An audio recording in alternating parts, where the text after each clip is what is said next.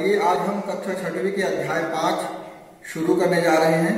अध्याय 5 में हम पढ़ेंगे वृत्त। लेकिन वृत्त पढ़ने से पहले हम अपने कंपास में क्या क्या सामग्री है इसको भी एक बार देख लें। इसको हम चांदा कहते हैं। इसके सहायता से हम कोण नापने का काम करते हैं। ये दूसरा हमारा सामग्री है, इसको हम प्रकार कहते हैं, जिससे हम वृत्त आदि बनाते हैं। कैसे बनाएंगे तो बताएंगे हम। यह है हमारा सेट स्क्वायर। ये देख लीजिए, ये सेट स्क्वायर है और ये सेट स्क्वायर है। जैसे जैसे आवश्यकता होगी इसका उपयोग कैसे करना है इसके बारे में हम बताते जाएंगे आपको। और ये है डिवाइडर, इसको हम डिवाइडर कहते हैं। और ये है स्केल। तो इस प्रकार से हमारे कंपास में सभी सामग्री है और आवश्यकता पड़ने पर हम इसका उपयोग करते जाएंगे। तो अभी वृत्त के अध्याय में हमें आवश्यकता पड़ने वाली है प्रकार और स्केल की। तो आइए हम शुरू करते हैं अध्याय हमारा वृत्त। वृत्त के बारे में आप परिचित हैं, जैसे कि यहाँ पर आप देख रहे हैं। ये भी वृत्त है, एक वृत्त ये भी है। आपकी चूड़ी वृत्ताकार होती है और भी बहुत सारी सामग्री हैं जो आपके आसपास बिखरा हुआ है। वृत्त की पहचान करना आप सीख चुके हैं। आज हम वृत्त के अवयवों के बारे में पढ़ेंगे। तो देखिए यहाँ पर वृत्त में आप ये जो वृत्त जो आप देख रहे हैं, इसको जहां पर मैं अपना चौक चला रहा हूं इसको हम वृत्त की परिधि कहते हैं। इसको हम कहते हैं परिधि। बीच में जो बिंदु आप देख रहे हैं इसको हम कहते हैं केंद्र। ये परिधि हो गया और ये क्या हो गया, केंद्र। आगे देखते हैं हम। इसके अलावा केंद्र से परिधि तक की जो दूरी होती है उसको हम कहते हैं त्रिज्या। जब इसी त्रिज्या को सीधे इस तरफ बढ़ाया जाए तो एक त्रिज्या और हो गया और दोनों त्रिज्या मिला के कहलाता है व्यास। ये व्यास जो है वो वृत्त के केंद्र से होकर गुजरता है, उसी को हम व्यास कहते हैं। इसके अलावा एक इसका और अवयव है, उसको हम कहते हैं जीवा। परिधि ये रेखाखंड परिधि के किसी दो बिंदु को मिलाती है। रेखाखंड को हम जीवा कहते हैं। इस प्रकार से वृत्त के विभिन्न अवयव हैं जिसको आज हम इस अध्याय में पढ़ेंगे। और अवयव क्या क्या है इसको एक बार हम देखते हैं। देखिए, वृत्त के अवयव है हमारे पास। पहला केंद्र, परिधि, त्रिज्या, व्यास और जीवा। आइए अब हम प्रकार की सहायता से आपको बताते हैं कि वृत्त कैसे बनाएंगे।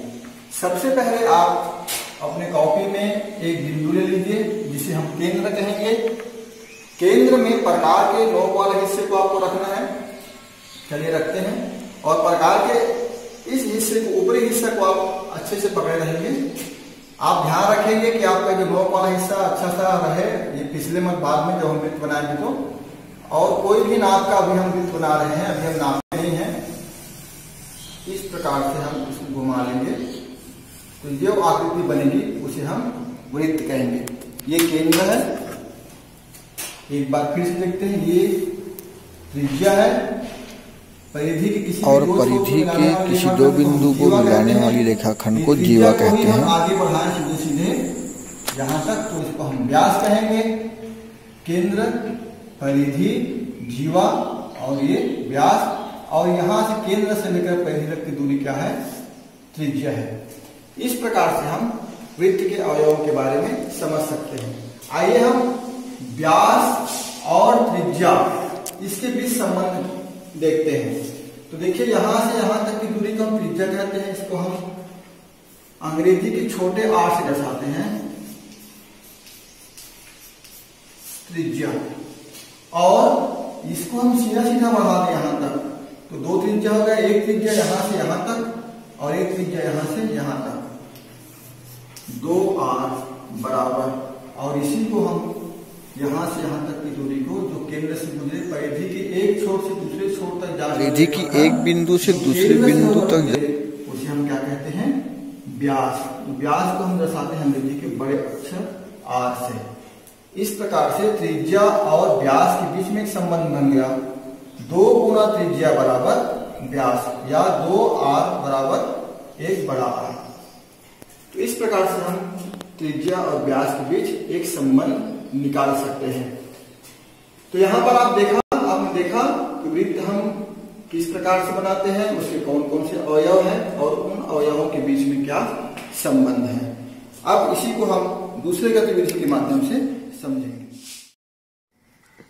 आइए अब हम निश्चित माप के त्रिज्या वाले वृत्त कैसे बनाएं इसके बारे में सीखते हैं। उसके लिए सबसे पहले आपको चाहिए होगा एक स्केल और प्रकार, जिसमें आप पेंसिल लगा लिए रहेंगे। क्योंकि हम ब्लैक बोर्ड में काम करें इसलिए हम यहाँ पर चौक लगाए हैं। अब नापना कैसे देखिए आप, यहाँ पर शून्य है। 5 सेंटीमीटर के त्रिज्या का हमको एक वृत्त बनाना है, तो हम क्या करेंगे 5 सेंटीमीटर का नाप लेंगे। देखिए ये नोक यहाँ रखेंगे और हम प्रकार को ऐसे फैलाएंगे कि वो 5 सेंटीमीटर तक जाए। देखिए ऐसा, इस प्रकार से 0 में रहेगा आपका नोक और 5 सेंटीमीटर में क्या रहेगा पेंसिल। इस प्रकार से आप नाप ले लेंगे और उस नाप को बिना फैलाए बिना सिकोड़े आप कहाँ पर आएंगे, अपने कॉपी में एक बिंदु बना लेंगे। सबसे पहले आप बिंदु बनाने के बाद आप उस बिंदु पर रखेंगे नोक को और इस प्रकार से आप प्रकार को चलाकर